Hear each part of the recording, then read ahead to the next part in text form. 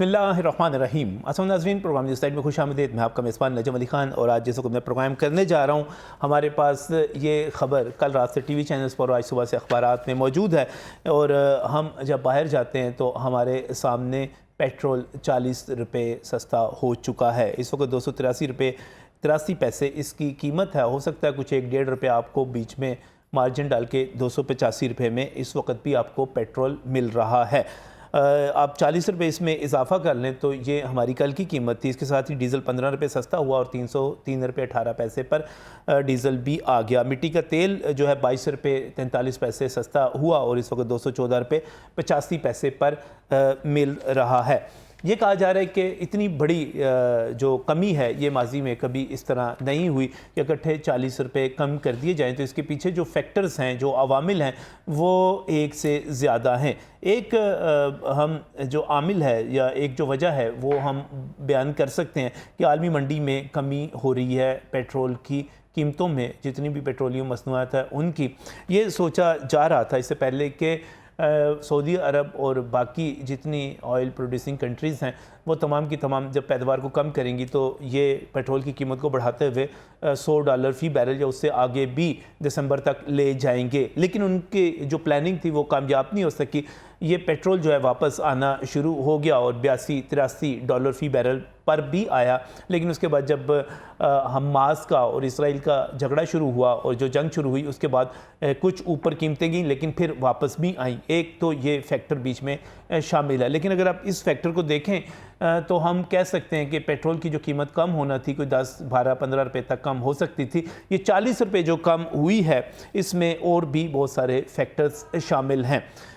सबसे बड़ी बात यह है कि मैं इदाद-ओ-शुमार देख रहा था तो 4 सितंबर को डॉलर की कीमत 333 रुपये 50 पैसे थी और 4 सितंबर से अब तक सवा माह में 55 रुपये से ज़ायद डॉलर नीचे आ चुका है और इसमें मसलसल कमी का रुझान जारी है।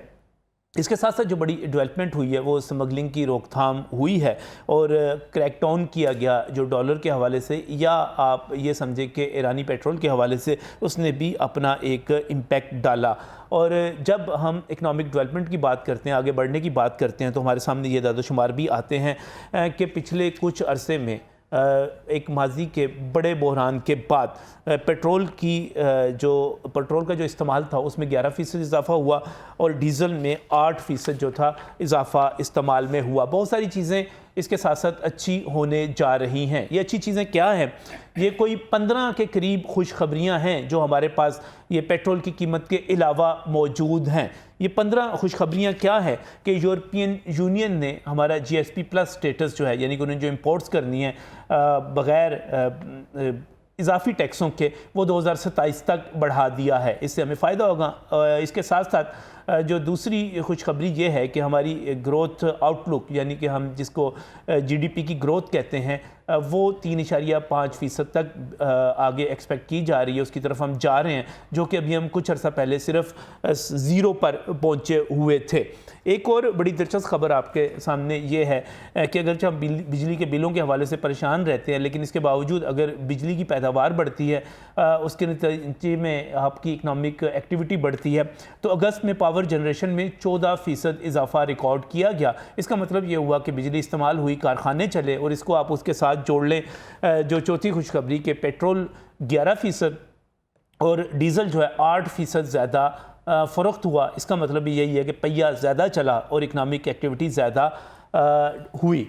पांचवी खुशखबरी ये है कि जब हम टैक्स कलेक्शन की बात करते हैं तो एक तवील अरसे के बाद FBR ने अपने रिकॉर्ड से भी ज़्यादा, हदफ से भी ज़्यादा टैक्स कलेक्शन की। और ये सारी तो चलें हमारी मेहनत भी थी, दूसरी चीज़ें भी थी, लेकिन इसके साथ साथ अल्लाह ताला की तरफ से भी रहमत होना शुरू हुई और कपास की पैदावार में 72% इजाफा रिकॉर्ड किया गया। और इसके साथ साथ हम चावल के हवाले से, चावल की एक्सपोर्ट के हवाले से बहुत ज़्यादा परेशान थे। तो ये कहा जा रहा है कि $2.5 बिलियन की एक्सपोर्ट होने जा रही है, क्योंकि मेक्सिको की मार्केट तक रसाई हुई है, इंडोनेशिया का नाम लिया जा रहा है, नई मार्केट्स उनकी तरफ हम जा रहे हैं। इसके साथ ही गंदम की पैदावार में इजाफा हुआ और ये कहा जा रहा है कि इस मरतबा जो पैदावार गंदम की पैदावार है वो 5 साल की जो औसत है उससे ज़्यादा है, यानी कि हम ऊपर की तरफ जा रहे हैं। अगर हम किसानों की बात करें तो नौवीं खुशखबरी ये है कि फार्मर्स, हमारे जो किसान हैं, उनके लिए जो कर्ज़े थे जुलाई से अगस्त तक के जो फिगर्स हैं 2023 के, उनमें 35% इजाफा हुआ। इसका मतलब ये हुआ कि किसान जो है अपनी एक्टिविटी को और अपनी प्रोडक्शन को वो भी बढ़ाने जा रहे हैं। सोने की कीमत में कमी हो रही है, बीच में दोबारा बढ़ी भी, लेकिन आज फिर एक बड़ी कमी रिकॉर्ड की गई है। सोने की कीमत जो हम 2.25 लाख 2.5 लाख की बात करते थे, ये 2 लाख पे वापस आई है। इसके साथ ही एक बड़ी खुशखबरी बतौर पाकिस्तानी कि पाकिस्तान को IMF से, वर्ल्ड बैंक से और इस्लामिक डेवलपमेंट बैंक से $1.4 बिलियन जो है मिल रहे हैं। और इसके साथ साथ जो हम बात करते हैं FDI यानी कि फॉरेन डायरेक्ट इन्वेस्टमेंट की, हमारे पास खुशखबरी ये है कि US से, UAE से और बाकी तमाम सऊदी अरब से, ये तमाम जगहों से हमारे पास जो है 3 से 5 अरब डॉलर की इन्वेस्टमेंट उसकी बात की जा रही है, वो हमारे पास आ रहे हैं। एक बड़ी खुशखबरी ये भी है कि अफ़गान ट्रांसिट ट्रेड को भी कंट्रोल किया गया है। 212 आइटम्स को बैन किया गया है। उसको कंट्रोल करने की वजह से बहुत सारी चीज़ों की कीमतें नीचे आना शुरू हो गई हैं। और एक अंधाधुंध हम अफ़गान ट्रांसिट की बात करते थे कि बहुत ज़्यादा मसाइल पैदा करती है, उसके ऊपर भी नज़र रखी गई है। ट्रेड का खसारा, हमारा जो तजारती खसारा है वो 48.2% कम हुआ है। इंपोर्ट्स में 25% जो है कमी आई है और एक्सपोर्ट्स जो है 1% बढ़ी हैं। और इसके साथ साथ आखिरी खुशखबरी, जो बड़ी खुशखबरी है मेरी नज़र में, वो ये है कि गैर कानूनी तारकीन वतन जहाँ से जाना शुरू हो गए हैं, उसके नतीजे में हर जगह से लोग वापस जा रहे हैं। और हमारे पास जो इन्फॉर्मेशन मौजूद है, हम सिर्फ लाहौर की बात नहीं कर रहे, मैं ख़ास तौर पे खैबर की बात कर रहा हूँ, पेशावर की बात कर रहा हूँ, बाड़े की बात कर रहा हूँ। तमाम जगहों पर घर और दुकानें सस्ते होने हो गई हैं, वहाँ पर जायदादें बिक रही हैं, वहाँ पर किराए नीचे आने शुरू हो गए हैं। और उससे बढ़कर उन तमाम जगहों से जो इलेक्ट्रॉनिक्स मिलती थी उनकी कीमतें बहुत ज़्यादा नीचे आई हैं। ये सारी चीज़ें बहुत पॉजिटिव हैं। इसका मतलब क्या है कि हम आगे बढ़ रहे हैं। और आगे बढ़ते हुए जब हम बात करते हैं तो वो तमाम इक़दाम, स्मगलिंग का ख़ात्मा, क्रैकडाउन डॉलर के हवाले से, और यहाँ तक आर्मी चीफ का कह देना कि अगर कोई स्मगलिंग में मुलव्वस होगा और कोई पाक फ़ौज से तल्लुक़ रखने वाला मुलव्वस होगा तो उसका कोर्ट मार्शल होगा, यहाँ तक आ जाना, इससे हमें पता चलता है कि बहुत बड़ी तब्दीलियाँ आ रही हैं, बहुत बेहतरी की तरफ हम जा रहे हैं। अब सवाल ये है कि क्या पेट्रोल सस्ता होगा? अब सवाल ये है कि मज़ीद बेहतरी की तरफ आगे जाएंगे, नहीं जाएंगे, इस पर बात करेंगे हम अपने आज के प्रोग्राम में। और इसके आगे बढ़ने के लिए पाकिस्तान के हवाले से, एक आम पाकिस्तानी के तौर पर आप यकीन कीजिए, पाकिस्तान के हक़ में कुछ बेहतर होता है, हमें खुशी होती है, दिल खुश होता है, क्योंकि हमने यहीं पर रहना है, हमारी नस्लों ने यहीं पर रहना है, हमने यहीं पर खाना पीना है, यहीं पर सारी चीज़ें करनी है। तो फिर हमारा वतन बेहतर होगा तो उसकी खुशी क्यों ना होगी? क्या प्लस है, क्या माइनस है? क्योंकि आज गैस महंगी होने की बात हो गई, आज जो फ्यूल प्राइस एडजस्टमेंट को गैर कानूनी करार देने के हवाले से लाहौर हाई कोर्ट का फैसला था, वो कालेदम हो गया। तो चीज़ें दोनों तरफ चलती जा रही हैं। ये सूरत हाल है क्या? प्रोफेसर डॉक्टर कैस असलम हमारे साथ यहाँ पर मौजूद हैं। आप माहिर मुआशियात हैं, मईशत को समझते हैं, उस्ताद हैं, चीज़ों को जानते हैं। बहुत बहुत शुक्रिया डॉक्टर साहब। और आवाम के लिए दुख और दर्द रखते हैं, हमेशा उनकी बात करते हैं, बहुत मशकूर हूँ। इसके साथ ही चूँकि पेट्रोल की बात हो रही है और पेट्रोल के हवाले से आलमी मंडी में क्या हो रहा है और हमारे यहाँ क्या हो रहा है, उस पर भी बात करेंगे। ख्वाजा आतिफ अहमद, आप मरकज़ी रहनुमा हैं, पाकिस्तान पेट्रोलियम डीलर्स एसोसिएशन के सीनियर मेंबर हैं, उनके बहुत बहुत शुक्रिया हमें यहाँ पर ज्वाइन करने के लिए। इसके साथ अशरफ मेहताब साहब भी हमारे साथ यहाँ पर मौजूद हैं। अशरफ मेहताब सीनियर सहाफ़ी हैं, कॉमर्स रिपोर्टिंग के हवाले से एक बड़ा नाम है और इस वक्त जो सारी सूरत हाल चल रही है उस पर बहुत बेहतर निगाह रखते हैं।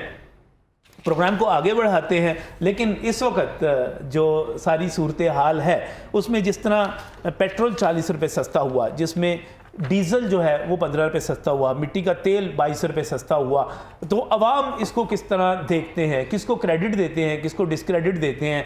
और लोग जो हैं चाहते क्या हैं, मज़ीद क्या चाहते हैं, उस पर हमने एक अवामी सर्वे किया है। न्यूज़ नाइट की टीम ने विज़िट किया, मुख्तलिफ बाज़ारों को, ताजरों को मिले, अवाम को मिले और उनसे पूछा आप बताएं कि ये जो एक बड़ा काम हुआ कि पेट्रोल 40 रुपये कीमत कम हो गई, आप इसका क्रेडिट किसको देते हैं, किसकी मेहनत है, ये हुआ क्या है, किस तरह हुआ है, पब्लिक परसेप्शन क्या है, अवाम क्या सोच रहे हैं और किसको अप्रिशिएट कर रहे हैं, किसको सल्यूट कर रहे हैं, इसके ऊपर उसकी तरफ चलते हैं। अवामी सर्वे है, अवाम हैं, ताजर हैं, आपके सामने हैं, जो कह रहे हैं आपको सुनवाते हैं। इसका क्रेडिट निगरानों को तो नहीं जाता, उनके तो बस में कुछ भी नहीं है, ये सब आर्मी का है, क्रेडिट आर्मी को जाता है, वो और ही नीचे ला सकते हैं और पकड़ सकते हैं। स्मगलिंग रोकी है इन्होंने, हर चीज़ किया, यहाँ से हमारे बड़े मार्केट से उन्होंने कितना माल उठाया है, लिया स्मगलिंग का सारा हर चीज़, डॉलर वो नीचे आया तो उन्हीं का जो है फौज का ही है। जो भी होया है ना, ये फौज की वजह नाल होया, जो भी पेट्रोल भी सस्ता है, जो कुछ भी अगे भी होएगा ना तो फौज की वजह नाल होएगा, और फौज साडी जिंदाबाद, आसिम मुनीर जिंदाबाद। क्रेडिट जो है आर्मी चीफ को ही जाता है इसका क्रेडिट सारा, क्योंकि जो स्मगलिंग का रोकथाम की है इन्होंने अफगानिस्तान की तरफ से। बहुत खुशी हुई है कि पाकिस्तान आर्मी ने पाकिस्तानी अवाम का ख्याल किया और इसकी जो कीमत को कंट्रोल किया। साडी आर्मी ने जो छापे मारे हैं, निगरान हुकूमत ने बाहर तेल बेचते थे, इस वास्ते निगरान फौज ने साडी ने इन्होंने छापे मारे तो पेट्रोल घट होया, तो पेट्रोल घट होएगा, महंगाई घट होएगी, तो साढ़े गरीबां को रोज़गार लभेगा। ये जो पेट्रोल सस्ता हुआ है ना मेरे भाई, ये 40 रुपये सस्ता जो गवर्नमेंट ने किया है, ये बहुत शुक्रिया भाई गवर्नमेंट का और हमारी पाक फ़ौज का। इसका क्रेडिट जो है वो फ़ौज को जाता है और मौजूदा हुकूमत को जाता है। स्मगलिंग का खात्मा हुआ है तो ये डॉलर रुका है, अफगानिस्तान इधर उधर जाने से तो कुछ हमारे मुल्क में कोई ये सस्ता हुआ है, घी वगैरह हमारे आर्मी चीफ कोशिश कर रहा है कि वहाँ को ज़्यादा से ज़्यादा रिलीफ दिया जाए। एक ये भी उनका मैं सबका शुक्रिया अदा करता हूँ कि वहाँ को कुछ ना कुछ रिलीफ उन्होंने दिया। आर्मी ने जो इकदाम उठाया है, जो स्मगलिंग रोकी है, डॉलर की जो अफगानिस्तान स्मगलिंग हो रही थी और दूसरी जो एशिया स्मगलिंग रोकी है, उससे तेल की जो कीमतें नीचे आई हैं, हम आर्मी चीफ साहब के मशकूर हैं। और जो डॉलर की स्मगलिंग थी बहुत ज़्यादा, देखें हम डॉलर हमारा नीचे आया है तो अफगानिस्तान में डॉलर ऊपर चला गया, तो ये जो इकदाम बहुत मशकूर हैं आर्मी चीफ साहब के। इसका क्रेडिट सर आर्मी चीफ को मिलना चाहिए, इसलिए कि इन्होंने बहुत मेहनत की है इस चीज़ के पीछे और इन्होंने बहुत जो कदम उठाया बहुत अच्छा उठाया। पेट्रोल में जो कमी हुई है इसका क्रेडिट ज़ाहिर बात है जिन्होंने डॉलर की गैर कानूनी आमदरफ्त रोकी है उनको ही जाता है। मेरे ख्याल में ये आर्मी चीफ साहब हैं, वो बहुत अच्छा काम कर रहे हैं। हुकूमत और आर्मी चीफ जो कर रहे हैं मुल्की मफाद में, रियासत की मफाद में बेहतरीन काम कर रहे हैं और ऐसे ही काम करते रहें। माफियाज को जकड़ें, जो ज़ख़ीरा अंदोज़ हैं उन पर काबू पाएँ और जो लोग कैटलाइजेशन करते हैं, आवाम का खून चूसते हैं, उनका एहतसाब करें। तो मेरा ख्याल है कि पाकिस्तान के अवाम को जो है वो रिलीफ मिलेगा। आज जो ऐलान हुआ है पेट्रोल की कीमत में 40 रुपये कमी, ये सारा क्रेडिट जो है वो मियाँ नवाज शरीफ को जाता है। उसके साथ साथ आर्मी चीफ जो है हमारे आसिम मुनीर साहब, उनकी भी बड़ी एफर्ट्स हैं और उसके साथ साथ हमारे निगान वज़ीर आज़म उनको भी क्रेडिट जाता है। तो मेरे ख्याल में ये तीनों को जो क्रेडिट जाता है उसका फ़ायदा जो है वो आवाम को पहुंचा है। डॉलर कम हो, आलमी मंडियों में तेल की कीमत कम हो तो उसका बेनिफिट पाकिस्तानी आवाम को नहीं जाता था, लेकिन ये पहली दफ़ा है कि ये बेनिफिट आवाम को भी पहुंचाया गया है। इसका क्रेडिट जी नाज़रीन, ये अवाम की राय थी और वो आप ताजरों को और लोगों को, दुकानदारों को, अवाम को, मेहनत कशों को सुन रहे थे, वो क्या कह रहे थे। और इसके साथ ही अभी मुझे याद आया कुछ दिन पहले निगरान वज़ीर आज़म ने कहा था कि ये डॉलर की कीमत कम होने की वजह से पाकिस्तान के कर्ज़ों में कोई 4000 अरब की कमी हो गई है और ये बहुत बड़ा आप क्रेडिट कह सकते हैं। जो भी है, डॉलर की कीमत जब बढ़ती है तो उसके नतीजे में बैठे बैठे कर्जे बढ़ जाते हैं, क्योंकि हमने तो रुपयों में कमाना है, रुपयों में खर्च करना है। लेकिन अब सवाल क्या है? सवाल ये है कि ये सारी चीज़ें जो अच्छी हैं, क्या ये मजबूत बुनियादों पर हैं, क्या मुस्तहकम बुनियादों पर हैं, या ये सब पानी का बुलबुला है, कभी बेहतरी आ जाती है, कभी ख़राब हो जाते हैं? ये क्या सूरत हाल है? डॉक्टर कैस असलम साहब, किस तरह देख रहे हैं इस बेहतरी को आप? शुक्रिया। बेहतरी तो अच्छी है जी, मगर वही देख रहे हैं ना कि पेट्रोल सस्ता कर दिया, गैस महंगी करती, मैं ये देखता हूँ कि जब कारोबारी दुनिया में हुकूमत अपना हिस्सा डालेगी या निकालेगी जी, तो उससे उस लेवल पे कारोबार नहीं हो सकता जिस लेवल पे होना चाहिए। ये बहुत इम्पॉर्टेंट है कि स्मगलिंग रोक दी जाए, ये बहुत इम्पॉर्टेंट है कि कंपटीशन करा दिया जाए, ये बहुत इम्पॉर्टेंट है कि इंडस्ट्री का पहिया चले। सही।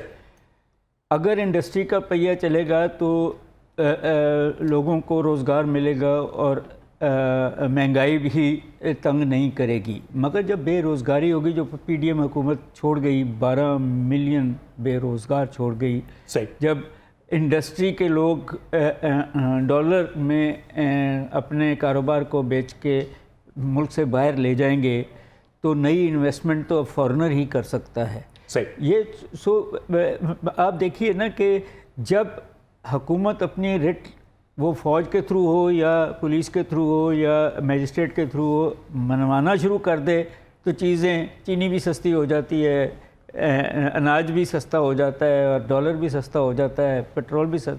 जब हुकूमत मुलव्वस हो जाए उस करप्शन में तो फिर मुझे तो ये लगता है कि ये एक पॉलिटिकल बैकलैश आएगा इलेक्शन पे कि लोग कहेंगे कि वही हुकूमत रहे जो उनकी को सस्ता करिए जा रही है, उन हुकूमतों को क्या करना है जो महंगा भी करते हैं, मुल्क से बाहर भी चले जाते हैं।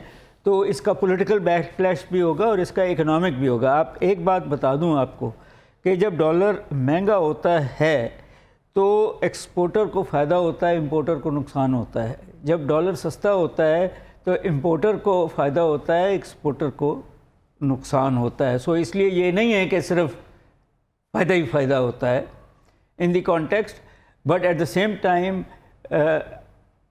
इसकी मियाद उतनी ही है जब तक हुकूमत अपनी रिट कायम रखेगी।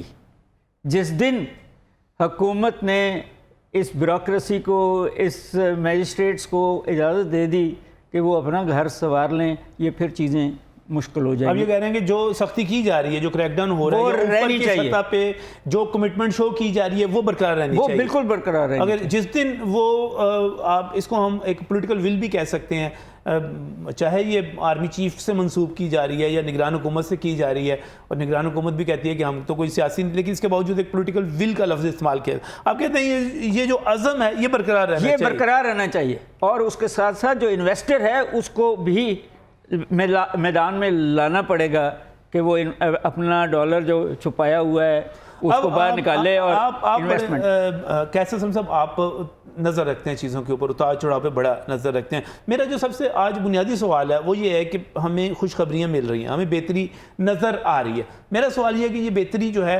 आपको बरकरार रहती हुई नज़र आ रही है कि नहीं आ रही? देखें, अगर आपकी एक्सपोर्ट्स बढ़ रही हैं और इंडस्ट्रियलाइजेशन हो रही है और रोज़गार मिल रहा है तो ये बरकरार रहेगी, सस्टेनेबल रहेगी। सही।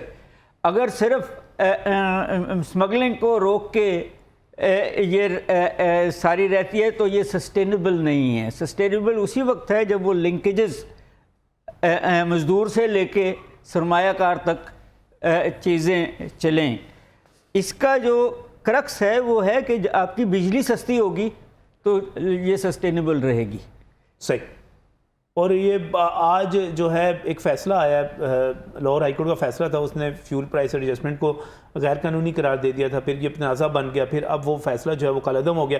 अभी ये फ़ैसला होना है, एपिलेट कोर्ट्स में जानी ये चीज़ें, वहाँ पर ये फ़ैसला नेपरा लेकर जाएगा और ये सारा कुछ अभी फ़ैसला होना है कि इस पर क्या फ़ैसला होता है। लेकिन आपको ये लग रहा है कि बिजली भी इसके साथ साथ सस्ती होनी चाहिए क्योंकि इंडस्ट्री तो बिजली से चलती है। इसमें आज जो 2 फैसले हुए, और तेल से बनती है, अगर तेल सस्ता हो रहा है तो फिर बिजली भी सस्ती होनी चाहिए। ये बड़ी नाज़रीन लॉजिकल सी बात लगती है कि अगर पेट्रोल जो है, पेट्रोलियम मसनूआत जो है वो सस्ती होती चली जा रही हैं और डॉलर नीचे आता चला जा रहा है, तो इसका मतलब ये हुआ कि आपकी जो बिजली बन रही है वो भी तो हम यही कहते हैं ना कि महंगे फर्नेस साइड से बनती है, हम इंपोर्ट करते हैं, उसकी कीमतें ऊपर चली गई थी, बहुत महंगा पड़ता है, बहुत महंगी बिजली बनाते हैं। अब अगर ये तमाम चीज़ें नीचे आ रही हैं तो फिर बिजली की कीमत भी कम होनी चाहिए। लेकिन दूसरी तरफ फ्यूल प्राइस एडजस्टमेंट का फैसला आ गया। एक सेकेंड, फ्यूल एडजस्टमेंट का सिर्फ ये मतलब नहीं है कि महंगा एडजस्टमेंट, फ्यूल एडजस्टमेंट सस्ता एडजस्टमेंट भी तो एडजस्टमेंट नीचे की तरफ भी हो सकती है, ऊपर की तरफ तो नहीं होने कि उसको ऊपर ही लेकर जाना है। और उसके साथ साथ आज एक और फैसला हो गया कि चूंकि जो आपकी गैस वाली कंपनी है उनके लॉसेस बहुत बढ़ गए हैं, खसारे बहुत बढ़ गए हैं, तो गैस 100% महंगी कर दी जाए। ओवर टू अशरफ मेहताब साहब, इसको किस तरह देख रहे हैं आप पूरे मंजरनामे को? एक तरफ खुशखबरी है, बेहतरी है, दूसरी तरफ चीज़ें महंगी भी हो रही हैं। बिस्मिल्लाहिर्रहमानिर्रहीम, बहुत मेहरबानी आपकी। देखें, एक वक्त ये था कि जब डॉलर बहुत नीचे आ गया था, पेट्रोल की कीमत नीचे नहीं आई थी, तो लोग ये कह रहे थे जी पेट्रोल क्यों नहीं नीचे आ रहा, पेट्रोल को नीचे आना चाहिए, जब पेट्रोल नीचे आएगा तो सारी चीज़ें बाकी भी सस्ती होंगी। तो जब पेट्रोल नीचे आ गया तो अब ये एक और ऑप्शन आप बता रहे हैं कि बिजली क्यों नहीं सस्ती हो रही। तो मेरा ज़ाती ख्याल है कि अब आने वाले वक्त में वो बिजली सस्ती होगी। अब जो क्रैकडाउन होने वाला है ये आपको मैं बता देता हूँ, ये कैपेसिटी चार्जेस पे होना है, उनके ऑडिट की तरफ जाना है। और ये जब तक उनके ऑडिट की तरफ नहीं जाएंगे, उनका कैपेसिटी चार्जेस को देखा नहीं जाएगा कि उनको पेमेंट किस तरह से की गई, कहाँ कहाँ नवाजा गया, क्या किकबैक्स ली, किन लोगों ने ली, तो उस वक्त तक बिजली सस्ती नहीं होगी। ये होगा बतौर as a journalist, are you sure कि बिजली जो है वो सस्ती होने चली जाएगी इस तरह इसके बाद? जी बिल्कुल, लॉजिक है ना। मुझे ये बताएं कि फर्नेस ऑयल सस्ता हो गया, पेट्रोल आपका जो है वो कितना सस्ता हो चुका है। बिजली चोरी यहाँ पे सुने मुझे ये बताएं, अभी यहाँ हमने चंद दिन पहले एक प्रोग्राम किया था जिसमें हमने बैठ के बताया था कि 550 अरब रुपए की बिजली चोरी होती है। तो मैंने कहा था ये जो कहते हैं 15 अरब का हमें रिलीफ देना है तो हमारे पास पैसे नहीं है, तो IMF नहीं मार रहा। तो मैंने क्या कहा था, 25% बिजली रोक लें अगले 1-1.5 महीने में, तो ये उनको जरूरत ही नहीं पड़ेगी। ये तो काफ़ी सारा, यानी 100 अरब से ज़्यादा जो है इनको बचत हो जाएगी। तो 15 अरब, तो अब देखें ना, अभी ये चंद दिन हुए हैं इसके क्रैकडाउन के ऊपर जो हो रहा है, तो तकरीबन 22-23 अरब रुपया बिजली रिकवर हो गई, पैसे रिकवर हो गए हैं। लेकिन जो पकड़ी गई है वो तकरीबन से उतनी ज़्यादा है, यानी कि दोगुना 50 अरब के करीब बिजली चोरी पकड़ी गई है जो पाइपलाइन में है। बाकी जो रिकवर हो गई है वो, इसका मतलब ये है कि वो पैसे किटी में आए हैं, खजाने में आए हैं। वो यकीनी बात है इम्पैक्ट डालेंगे, लेकिन आने वाले वक्त में डालेंगे। और ये आने वाले वक्त में मैं आपको बता रहा हूँ कि जिस तरह से हमारे आर्मी चीफ साहब ने, सैयद आसिम मुनीर साहब ने काम किया, एपेक्स बॉडी बनाई, एपेक्स कमेटी बनाई, उसमें खुद बैठे, उसमें लोगों को बिठाया और उनको कहा, मैसेज दिया, ताजरों के साथ मिले उनको मैसेज दिया, बाकी लोगों के साथ मिले उनको मैसेज दिया कि नहीं भाई हम अपना काम हम खुद करेंगे, आप अपना हिस्से का जो है वो भी काम करें, आप टैक्सेस पूरे दें, कहीं में डंडी नहीं मारने दूंगा, आप देख ले टैक्स भी ज़्यादा हो गए आपके। अभी ये 3 महीने की बात है ना, उस 3 महीने के अंदर कभी टारगेट नहीं पूरे होते थे, अब ज़्यादा आप खुद ही बता रहे हैं। एक खुशखबरी और आपने जो ऐड नहीं की मैं कर देता हूँ, आपकी जो फूड और जो है ना अजनास, उसकी जो बरामदात है उसमें 34.4% इजाफा हुआ है। सही 34.4%, वो कभी 2.5-3-4 अरब से बढ़ती 7 अरब पे चली गई हैं। तो इसका ये मतलब है कि चीज़ें सही सिमत पे जा रही हैं। जब एक चीज़ को, 2 चीज़ों को, 3 चीज़ों को, जो मेन काज होते हैं मीशत को खाने वाले, दीमक की तरह चाट। मेरा सवाल जो कि आप से जो था वो बिजली के हवाले से था। हाँ, बिजली के हवाले से बता देता हूँ। आप ये कह रहे हैं अशरफ मेहताब साहब, आप इस चीज़ पर यकीन रखते हैं कि 3 बुनियादी चीज़ें हो रही हैं। एक तो फर्नेस ऑयल की कीमत जो है पेट्रोलियम मसनियात की आलमी मंडी में कम होगी, फिर वो डॉलर का इम्पैक्ट उसके साथ आएगा, तो आपकी फर्नेस ऑयल जो है सस्ता हो गया, बिजली की पैदावारी लागत जो है कम होगी। दूसरा आप ये कह रहे हैं कि कोई 25-26-50 अरब की मजमूई तौर पे, लेकिन रिकवरी 25-26 अरब की 22-23 अरब की हो चुकी है, 22-23 अरब की बिजली चोरी की रिकवरी हो गई। उसमें भी हमें अरबों रुपए का फ़ायदा हो गया, और लाजमी तौर पर यह फ़ायदा जो है हमारे सिस्टम में ही जाएगा और वो आवाम को उसके नतीजे में रिलीफ मिल सकता है। तीसरा आपने कहा कि जो मुआहदे हमने किए हुए थे उनका ऑडिट होने जा रहा है, उसके ऊपर बड़े क्वेश्चन होंगे, उनमें बेहतरी आएगी, तो आप इसके नतीजे में समझ रहे हैं कि कुछ ही अरसे में बिजली भी सस्ती हो जाएगी? बिल्कुल होगी, क्यों नहीं होगी। जब आप किसी का ऑडिट करेंगे उसमें वो लूप होल्स निकलेंगे, उसमें आपको पता चलेगा किस तरह से। चीखते हैं देखिए सारे फार्मर नहीं है, हम इस वक्त चीखते हैं कि कैपेसिटी चार्जेस जो है बहुत ज़्यादा 40% 50% पता नहीं कितने कितने लिए जा रहे हैं, तो हम चीखते हैं कि ये हमसे वैसे ही लिए जा रहे हैं, बिजली देते नहीं है। ये बाजी में ये हुआ कि आप तो 40% कह रहे हैं, जिसने 1 यूनिट बिजली दी उसको भी पेमेंट दी है इन्होंने। क्यों दी है भाई? सही, उसका भी काम बनता है ना बिजली दे, जितनी वो उसके मुआहदे के अंदर दर्ज है, वो अगर नहीं देता तो उस पर जुर्माना पड़ना चाहिए। खुशखबरी जो मिल गई वो ये है कि बिजली सस्ती, सीनियर साफी हैं वो कहते हैं बिजली सस्ती होने जा रही है। आइंदा गर्मियों से पहले ये बिजली की तरफ जाएंगे और सस्ती करेंगे। तफसील से बात करनी है, लेकिन शुरू में ख्वाहिश मैं आपसे सिर्फ ये जानना चाहूँगा, ये जो पेट्रोल सस्ता हुआ है ये ठीक हो गया है, पक्का हो गया है, अच्छा हो गया है? ये आलमी मंडी में कीमतें कम होना, डॉलर कम होना, 40 रुपये ठीक कमी है? जी अभी तक तो बिल्कुल ये खुशाइन चीज़ है जी कि पहली दफ़ा इन्होंने जो रिलीफ मिला इंटरनेशनल मार्केट से उसको पब्लिक के ऊपर इन्होंने पास ऑन किया, इसको इन्होंने अपनी कमाई का ज़रिया नहीं बनाया। तो ये स्टेप तो उनका अच्छा है, और अल्लाह करे कि ये फ़लस्तीन और इसराइल वाला इशू शुरू हुआ है, इस पे अगर हम जल्दी को सेटलमेंट की तरफ आ जाता है तो उम्मीद है कि हमारा जो डॉलर अपना ब्रेंट है वो तकरीबन अगेन 80-85 के करीब, 80 और 85 के दरमियान आ जाएगा। तो इंशाल्लाह अगर ये जी इस वक्त 90.34 है इस वक्त पर बैरल, तो ये 80-82 के करीब घूम रहा था, और जब से ये वॉर शुरू हुई है उसकी वजह से ये थोड़ा सा प्रॉब्लम दोबारा शुरू हो गया।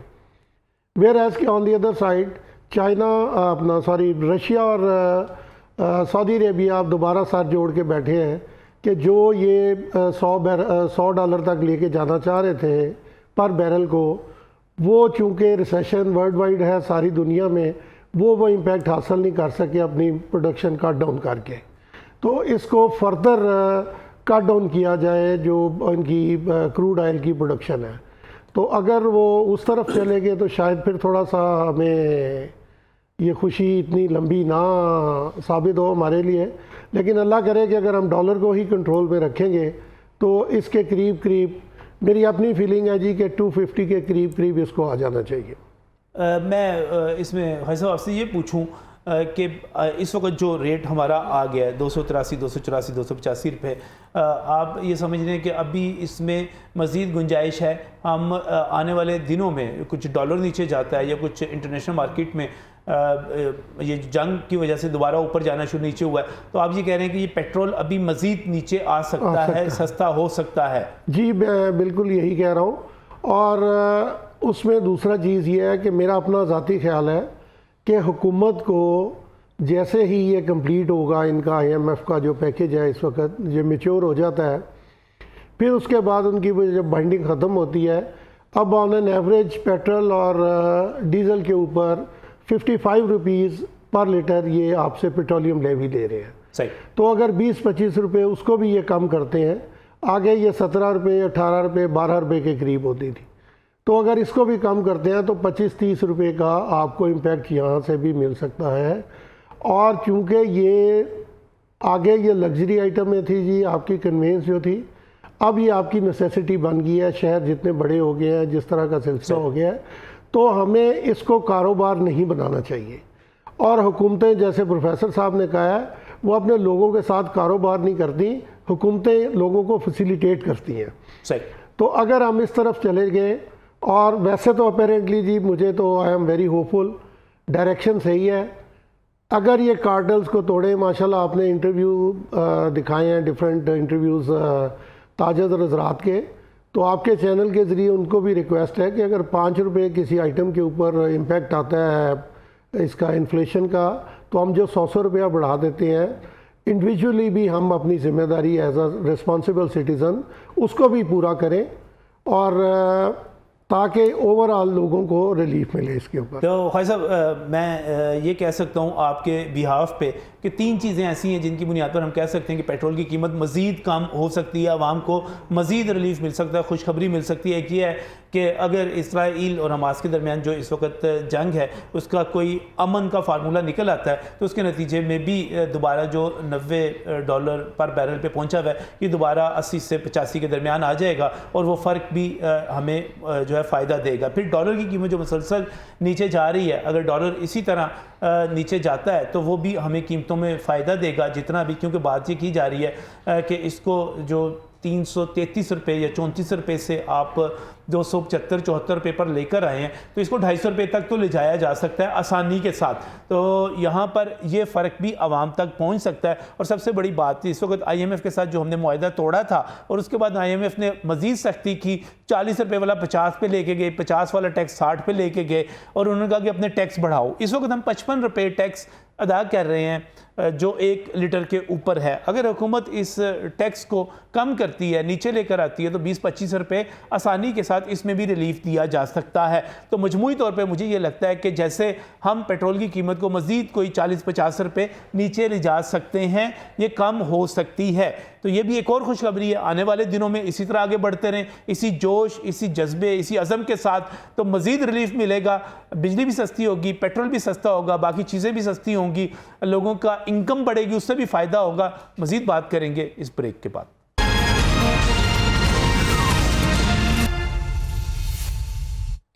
वेलकम बैक फ्रॉम द नाज़रीन, बात करें कि पेट्रोल सस्ता हुआ है और अभी यहाँ पर ख्वाजा आतिफ अहमद मौजूद हैं, आप रहनुमा हैं पाकिस्तान पेट्रोलियम डीलर्स एसोसिएशन के। आप ये कह रहे हैं कि मज़ीद पेट्रोल के सस्ता होने की बहुत सारी गुंजाइश मौजूद है, चाहे आप डॉलर की कीमत कम होने की बात कर लें, चाहे आप इस चीज़ की उम्मीद लगा लें कि आलमी मंडी में एक मरतबा फिर अगर जंग बंदी होती है तो कीमतें नीचे आती हैं, या आप इस चीज़ को देख लें कि जब IMF के साथ आपका एग्रीमेंट मुकम्मल होता है तो आप उसके नतीजे में टैक्स को कम कर सकते हैं। इसके साथ ही अशरफ मेहताब साहब हमारे साथ यहाँ पर मौजूद हैं। आप ये खुशखबरी सुना रहे हैं कि बिजली भी सस्ती हो सकती है, क्योंकि जब आपका पेट्रोल या फर्नेस ऑयल, जो भी आप इंपोर्टेड ऑयल यूज़ कर रहे हैं बिजली की पैदावार के लिए, आप वो सस्ता होगा तो पैदावारी लागत यकीनी तौर पर कम होगी और नेपरा को इस पर देखना पड़ेगा कि कितनी लागत है और उस पर कितना आपने वसूल करना है। इसके साथ साथ बिजली चोरी भी पकड़ी जा रही है और इससे सबसे बढ़कर वो मुआहदे जो हम सब के लिए सुहाने रूह बने हुए हैं और हम उस पर परेशान हैं कि जनाब ये पैसे हम तो एक यूनिट भी इस्तेमाल नहीं करते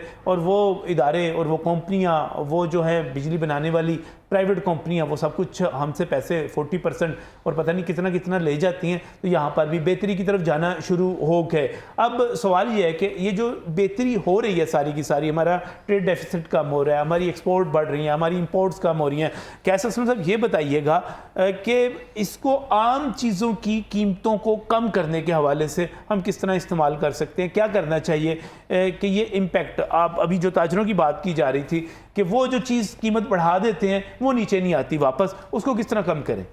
देखें, हम मईशत में एक दो डेफिनेशंस देते हैं। पहला डेफिनेशन तो GDP ग्रोथ है जी, कि जब चीज़ें सस्ती होंगी, लागत सस्ती होगी तो मुनाफे का शरह ज़्यादा हो जाएगी तो ज़्यादा पहिया होगा। मगर इसके साथ एक सोशल ग्रोथ भी है कि हम ये कहते हैं कि वो जो आपकी ग्रोथ जो 0 थी और अब 3 के करीब जाने की कोशिश कर रही है, इसका आम आदमी पे कितना असर पड़ा है। क्या रोज़गार बढ़ा है? क्या उनकी आमदनियां बढ़ी हैं? क्या उनके बच्चे अब स्कूल जा रहे हैं? क्या वो स्कूल की जो क्वालिटी है वो बेहतर हो गई है एंड सच फोर्थ? ये इसका रोल हुकूमत के साथ है। अगर हुकूमत इस ग्रोथ की मरात आवाम तक पहुंचा दे तो फिर आप देखें कि ये ग्रोथ की शरह बढ़ जाती है। और अगर वो गैप रहे कि शहर की कुछ आबादी बहुत पैसा बना रही है जिस तरह पिछली हुकूमतों में बना रही थी, और गांव की आबादी भी और शहरों में भी बहुत सारे लोग जो हैं वो बेरोज़गार भी हैं और रोटी को भी तरस रहे हैं, तो फिर जो ये नहीं मुमकिन कि 10% लोग बहुत अमीर होते जाएं और बाकी जो हैं 80% या 90% जो हैं वो गरीब होते हैं, और उसके दरमियान हम लोग हैं जो टैक्सी दिए जा रहे हैं और फिर सड़कें भी ठीक नहीं हैं, स्कूल भी ठीक नहीं है, पानी भी ठीक नहीं है एंड सच फोर्थ। सो बहुत ज़रूरी है कि वो रिफॉर्म्स जो IMF इनको कह रही है वो अब करना शुरू करते हैं। आप देखिएगा, आप ये मशवरा दे रहे हैं कि IMF की बातें मान लें। जी, मैं ये समझता हूँ कि इस वक्त IMF ही है जो आपको कैपिटलिज्म के अंदर, क्योंकि कैपिटलिज्म बिल्ड कर रहे हैं ना, कि फ्री मार्केट भी करना चाह रही है। वो अदारे हुकूमत के जो खसारे में हैं उनको वो चाहती है कि बेच दो, हुकूमत का हुजम कम करो। एक वर्ल्ड बैंक ने आपको अभी सजेशन दी है कि कमेटियां बनाएं जिसमें प्रोविंशियल गवर्नमेंट के मिनिस्टर्स भी हों और फेडरल गवर्नमेंट के मिनिस्टर भी हों, ताकि एक ही पॉलिसी बने। ये ना हो कि प्रोविंशियल गवर्नमेंट एक तरफ जा रही हो और फेडरल गवर्नमेंट दूसरी तरफ जा रही हो। ये बहुत ज़रूरी है कि हमारे जो पॉलिसी मेकर्स हैं और पॉलिसी इन्फोर्सर्स हैं और इंडस्ट्रियलिस्ट हैं और लेबर है, वो सारे अच्छा डॉक्टर साहब एक बात बताइएगा, ये तो आपने बड़ी अच्छी बात की, वफाकी हुकूमत और सूबाई हुकूमत उनको एक डायरेक्शन में होना चाहिए। इस वक्त एक और सूरत हाल बनी हुई है और आम आदमी भी उसका इतना ज़्यादा उसको एहसास है कि वो उसमें बात करता है, वो माइक देख के कैमरा देख के उस पर बात कर रहा है और कह रहा है कि जनाब फ़ौज ये सब कुछ करवा रही है। फ़ौज जो है अपना प्रेशर बरकरार रख सकती है, रखना चाहिए उसको। देखें, ये अब पिछले 1.5-2 साल से एक पॉलिटिकल क्वेश्चन बिल्ट हो रहा है मीडिया के थ्रू कि हमें प्रेसिडेंशियल सिस्टम चाहिए या प्राइम मिनिस्टर का सिस्टम चाहिए, हालांकि कॉन्स्टिट्यूशन को बदलना पड़ेगा। इसी के अंदर दूसरा सवाल जो अब उठ रहा है कि इलेक्शन पोस्टपोन होंगे या इलेक्शन होंगे, उसी के अंदर एक तीसरा सवाल बड़ा इंटरेस्टिंग है कि वो 2-3 दफ़ा के प्राइम मिनिस्टर साहब जो हैं, जो इतनी साल मुल्क से बाहर रहे 4 साल, और अब आके फिर प्राइम मिनिस्टर बन जाएंगे, और क्या वही है कि उन पे ताज पहना दिया जाए। यही जरदारी साहब अपने बेटे के बारे में कह रहे हैं, जो है तीसरी पार्टी जो ज़ेरे अताब है उनके लोग भी कह रहे हैं। तो फिर इसके अंदर हमें नज़र आता है कि एक, मैं उसको ग्लू कहता हूँ, कि एक ऐसी फोर्स है जो हमारे चारों सूबों को इकट्ठे रखे बैठी है, हमारी अब मईशत के बारे में भी सोच रही है, स्मगलिंग और वो सारों को कंट्रोल करने की भी कोशिश कर रही है। सही, डॉलर नीचे ही ना आता अगर उनकी तरफ से क्रैकडाउन ना होता, वो फौज और हुंडी को ना पकड़ा जाता तो। मगर आप एक बात देखें ना कि अयूब खान जब मिलिट्री डिक्टेटर बने तो प्रोग्रेस हुई, ज़िया-उल हक जो मिलिट्री डिक्टेटर बने या खान मिलिट्री डिक्टेटर बने तो एक मुल्क का हिस्सा टूट गया। ज़िया-उल हक बने तो मुल्क में जो है इंतशार पैदा हुआ, मुशर्रफ आए तो फिर इकॉनमी ऊपर चली गई। अब जो है इस वक्त माशाल्लाह तो नहीं है ना, नहीं मैं यही, मगर सेरा जो है एक मईशत की डायरेक्शन का तो चीफ ऑफ आर्मी स्टाफ पे लोग डाल रहे हैं ना। जी हाँ, उस पे इत्तेफाक कर रहा है। तो सवाल बड़ा इंटरेस्टिंग है, मुकम्मल कर लेंगे कि अब क्या अवाम ये कहेगी अगले 2-3-4 महीने में कि जी हमें इलेक्शन ही चाहिए, हमें यही हुकूमत चाहिए? ये इकोनॉमिक जो डायरेक्शन है वो यानी कि जरूरी क्या है? देखिए, एक आदमी के अच्छा होने से अगर बेहतरी आती है और एक आदमी के बुरे होने से बेहतरी नहीं आती तो ये निज़ाम इस तरह नहीं चलते। आपको पहले मईशत को ठीक करना पड़ेगा, उसके साथ अपनी डेमोक्रेसी को जोड़ना पड़ेगा और चलाना पड़ेगा। अच्छा, मैं अब थोड़ा सा इसमें ऐड करना चाहता हूँ, चूँकि एक मिसाल बनी हुई है कि बिगड़े तिगड़े का पीर डंडा, ठीक है, तो किसके हाथ में है वो इस वक्त? सही है। तो इसको माफियाज को अगर आपने तोड़ना है, नकेल डालनी है, तो डंडा जरूरी है ना भाई। तो ये साबित भी हुआ ना, पिछले आप 1-2 महीने में देख ले, अगर वो डंडा ना चलता। हम ये समझ रहे थे कि सागदार साहब शहबाज शरीफ के साथ मिलकर डॉलर को नीचे ले आएंगे, पहले लेकर आए थे, वो नहीं ला सके। नहीं तो साबित हुआ ना, ये साबित हुआ ना कि नहीं वो नहीं ला सकते, उनकी मजबूरी है। जितने ये माफियाद हैं, ये होल्डर हैं, ये इन्हीं के फाइनेंसर हैं। ये जब इलेक्शन आते हैं तो फाइनेंस करते हैं, इनके जो अल्ले तलले हैं वो पूरे करते हैं, इनकी फटीक्स वो पूरे करते हैं। तो जब ये हुकूमतें आ जाती हैं तो फिर उनको कैसे पकड़ेंगे? उन्होंने वो अपनी रिकवरी नहीं करनी, तो वो डबल ट्रिपल रिकवरी करते हैं। और यही होता है, फिर चीनी स्मगल कर ली जाती है, ज़ख़ीरा कर ली जाती है, गंदम ज़ख़ीरा करके अब कहा जाता है बम्पर ख़राब है, और यहाँ आटा जो है वो किसी को मिलता नहीं है, तो क्या होता है वो स्मगल कर ली जाती है या उसको ज़ख़ीरा कर लिया जाता है। आप ये कह रहे हैं कि डंडा पी रहे बिगड़िया तिगड़िया था। और दूसरी बात यह है कि ये कह रहे हैं ना कि इसका इम्पैक्ट इतनी जल्दी नहीं आएगा। मुझे तो लग रहा है, मुझे तो आ गया है। मैं एक छोटी गाड़ी इस्तेमाल करता हूँ 1000 सीसी, मुझे 5 से 7 हज़ार का महीने में फ़र्क पड़ेगा, और बाकी चीज़ें सस्ते होने से अगर मेरी तनख्वाह के अंदर 10,000 मेरी आमदन बढ़ जाती है, बैठे बिठाए मेरी अगर वो ऑर्गेनाइजेशन नहीं भी बढ़ाती, मेरे वो अखराजात कम हो जाते हैं, तो कैसे नहीं फ़ायदा होगा? मेरी तो आमदन बढ़ गई ना, मेरी तो वो आमदन है ना। उसके अंदर अगर पेट्रोल की वजह से, बाकी चीज़ों के सस्ता होने की वजह से अगर वो हो जाती है तो आमदन भी बढ़ेगी। इससे ये नहीं है कि आमदन नहीं बढ़ रही, आमदन भी बढ़ेगी, बर्डन जो गरीबों के ऊपर है वो भी कम होगा। और आज खत्म होनी चाहिए माफियाज जो है ना, वो किसी किस्म के चीनी, आटा, घी, सारे जितने माफिया हैं वो बारियां लगाई हुई है। कभी वो चीनी आ जाता है, कभी पेट्रोल वाला आ जाता है, कभी वो जो कारोबारी को क्यों माफिया कह रहे हैं? वो जो सरकारी अफसर रिश्वत लेता है उसको मैं तो कह रहा हूँ डंडा उनके ऊपर नहीं चल रहा, अब आवाजें नहीं उठ रही कि आप उसको नहीं आ नहीं रही, उनके ऊपर पर्चे हुए हैं। आपको शायद इल्म नहीं है कि बिजली चोरी के अंदर पर्चे हुए हैं ऑफिसर के ऊपर। बड़ी दाढ़ी शाड़ी भी उनकी थी, वो लेस्को के लाहौर में पकड़ा गया है। एक साहब पकड़े गए हैं जो बहुत बड़े कारोबारी थे और 12 करोड़ रुपए बिजली का बिल देना था उन्होंने, वो नहीं दे रहे थे। पहले तो किसी ने नहीं पकड़ा उनको। मैं ये कह रहा हूँ अफसर भी पकड़े जा रहे हैं, अफसर भी पकड़े जा रहे हैं। कहानी है जो ईरानी पेट्रोल यहाँ पर आता था और बड़ी तादाद में यहाँ पर स्मगल होता था और यहाँ पर आता था। अब क्या पोजीशन है खाई साहब? देखें जी, एक सबसे पहले जवाब देने से आपका, जो आर्मी चीफ को 2 बड़े अच्छे इकदाम उन्होंने किए, जिसका आपने अपने इंटरव्यू में जिक्र भी किया कि जो भी उनका सरकारी अपना मुलाजिम जो है आर्मी का भी, फोर्सेस का कोई भी इसमें इन्वॉल्व होगा, उसका कोर्ट मार्शल होगा। और उस हवाले से हमारे चेयरमैन ने कल उन्हीं हदायत की रोशनी में अपना डीजी रेंजर सिंध के साथ मुलाकात की है। आपके पेट्रोलियम डीलर्स एसोसिएशन के चेयरमैन अब्दुल समी खान साहब ने जी डीजी रेंजर सिंध से मुलाकात की है, क्योंकि मेन सोर्स उधर ही सबसे ज़्यादा प्रॉब्लमेटिक एरिया वो है।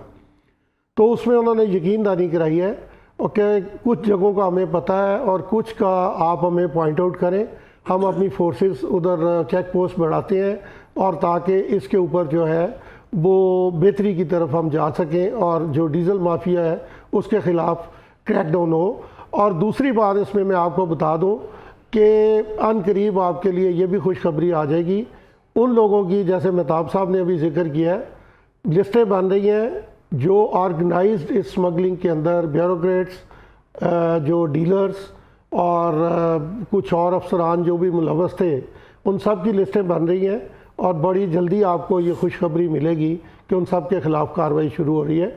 और दूसरी मैं एक बात यहाँ पे आपके चैनल के तरफ से वो ऐड ऑन करना चाहता हूँ डॉक्टर साहब की बात को, कि अगर हम मईशत का पहिया जो है उसको चलाना चाहते हैं, हमें 2-3 इसके जो चीज़ें हैं उस पर करना चाहिए। आप इस वक्त देखें कि इंटरेस्ट हमारा काइबर जो है वो कहाँ पे पहुँचा हुआ, कहीं पे भी सारी दुनिया में भी ये उसके बगैर, बैंक फाइनेंसिंग के बगैर ये मईशत का पहिया नहीं चल सकता।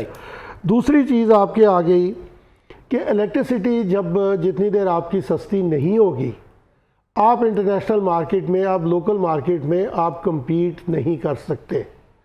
तो इसके लिए अपना जहाँ इतने ऐसा इकदाम कर रहे हैं आर्मी चीफ, तो मेरा ख्याल है कि इन चीज़ों पे भी उनको थोड़ा सा तवज्जो देनी चाहिए।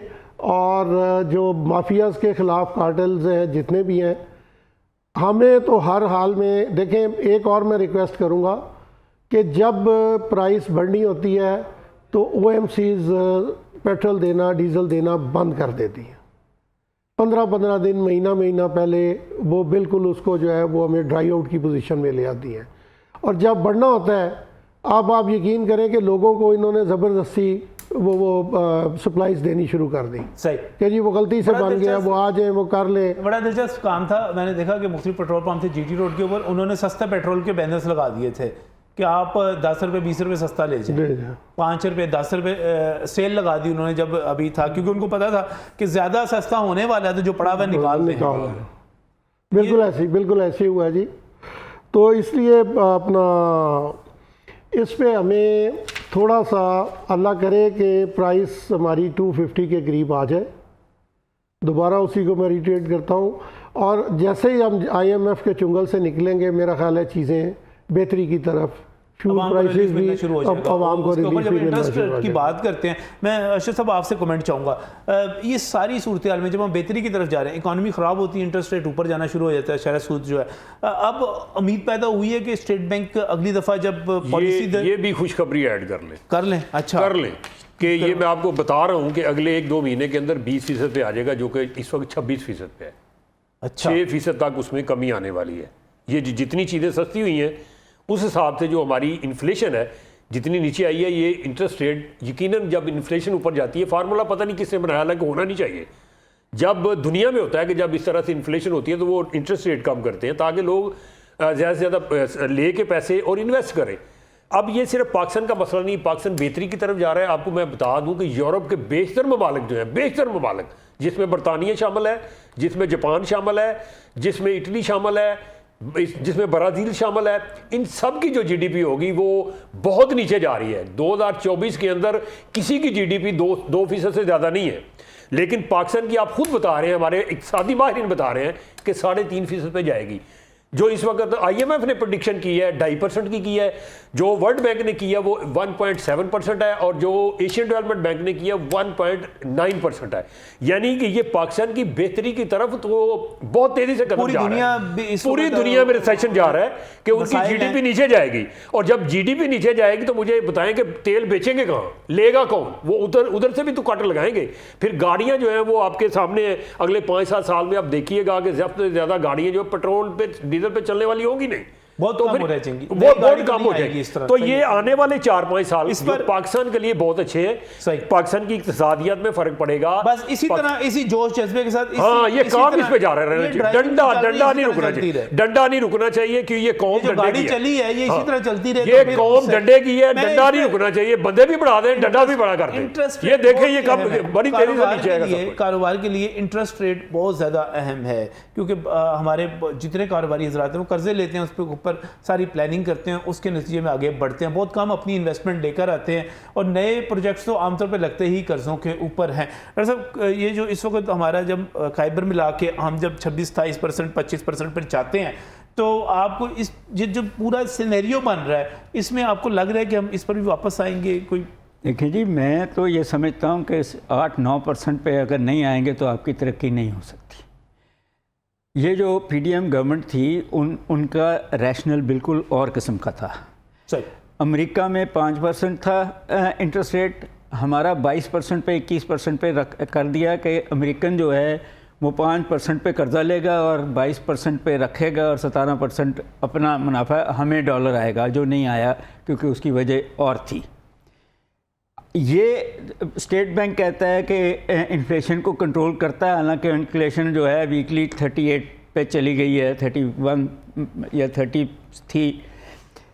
असल में अभी मेरे ख्याल इम्पैक्ट आएगा, ये जो पेट्रोल की कीमतें कम हुई हैं इसकी वजह से अभी इन्फ्लेशन का आगे इम्पैक्ट आएगा। मैं वहीं आ रहा हूँ कि हमारी इन्फ्लेशन डिमांड पुल नहीं है, मनी सप्लाई ज़्यादा, वो जो इंटरेस्ट रेट बढ़ता है तो वो मनी सप्लाई को कंट्रोल करता है।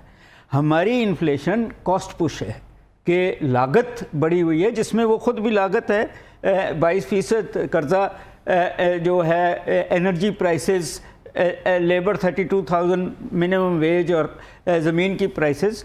तो जब तक टैक्सेस लेवीज़ जब तक आप रैशनलाइज नहीं करेंगे, इंटरनेशनल लेवल पे नहीं लाएंगे, और उसमें पहला काम यही करने वाला है। आप तो 20% कह रहे हैं, मैं कह रहा हूँ कि 12% पे, या आप देखें जब 6% था तो हमारी ग्रोथ रेट भी 6% 2-3 महीने की प्रोडिक्शन। नहीं, मैं उसको कंटेस्ट नहीं कर रहा। मैं ये कह रहा हूँ कि रैशनल ये है कि अगर आप इन्वेस्टमेंट बाकी 6% सिंगल डिजिट में जाना चाहिए, बिल्कुल सिंगल डिजिट पे चला जाना चाहिए, फिर ही रैशनैलिटी। लेकिन बहरहाल जी कि बेहतरी का हम जो अमल कहते हैं, इस पर हम सबका इत्तेफाक राय है कि वो हमें नज़र आ रहा है। बिल्कुल। डॉक्टर कैसर सलम, आपने मैं यहाँ पर ज्वाइन किया, बहुत बहुत शुक्रिया। तशरीफ़ लाने के लिए ख्वाजा आतिफ अहमद आपका बहुत बहुत शुक्रिया। अशरफ मेहताब आपका बहुत बहुत शुक्रिया। और नाज़रीन, खुशखबरियाँ ज़ाहिर है, अगर आप कुछ करने का इरादा करते हैं, कुछ अच्छा करने का नेक नीति के साथ, तो एक पुराना मकूला है कि जब आप कुछ अच्छा करने की कोशिश करते हैं, उसके लिए आगे बढ़ते हैं, तो अल्लाह ताला दुनिया की सारी कुव्वतों को आपकी मदद के लिए लगा देते हैं। इस वक्त कुछ अच्छा किया जा रहा है, स्मगलिंग रोकी जा रही है, डॉलर पे क्रैकडाउन हो रहा है, माफियाज़ को पकड़ा जा रहा है, टैक्स चोरों को पकड़ा जा रहा है। तो ऐसे में अल्लाह ताला भी हमारी मदद कर रहे हैं। आलमी मंडी में तेल की कीमतें कम हो रही हैं, इसके नतीजे में मज़ीद कम होने का इम्कान है। हम ये उम्मीद लगा रहे हैं कि बिजली भी अब सस्ती होगी। हम ये उम्मीद लगा रहे हैं कि हमारी शरह सूद जो है वो भी नीचे आएगी, और उसके नतीजे में हम जो ख्वाब एक तवील अरसे से देखते चले आ रहे हैं कि अमन, तरक्की और खुशहाली का, जब यहाँ से गैर कानूनी तारकीन वतन जाएंगे, जब हमें पता चलेगा कि यहाँ पर जो 24 खुदकुश बम धमाके हुए थे, उनमें से 14 ऐसे थे जिनका सरहद पार से ताल्लुक़ था, तो इसके नतीजे में हम क्या लेकर आएंगे? यहाँ पर हम अमन लेकर आएंगे, तरक्की लेकर आएंगे, खुशहाली लेकर आएंगे। एक नई सुबह है आने वाली, अमन, तरक्की, खुशहाली इंशाअल्लाह। अल्लाह हाफ़िज़।